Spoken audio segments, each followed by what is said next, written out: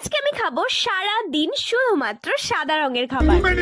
আরে সত্যি দেখো, চ্যালেঞ্জ অনুযায়ী সবার প্রথমে নিয়ে নিয়েছি সাদা রঙের একটা স্যান্ডউইচ, যার ভেতরেও ছিল সাদা রঙেরই চিজ। স্যান্ডউইচ খাওয়ার পর আমি নিয়ে নিই সাদা রঙের একটা কালাকান।